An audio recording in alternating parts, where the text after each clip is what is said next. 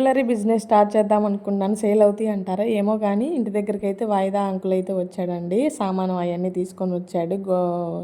Roll gold సామానం అంతా కూడా నాకైతే చాలా బాగా నచ్చినాయండి. అన్నీ కూడా అసలుకి రియల్గా ఉన్నట్టే ఉన్నాయి. ఇప్పుడు అందరూ రియల్గా ఇవే వేసుకుంటున్నారు. గోల్డ్ తక్కువ వేసుకుంటున్నారండి. గోల్డ్ ప్రైజులు చూస్తే అసలు అమ్మో పైకి ఆకాశం చూసినట్టే ఉంటుంది.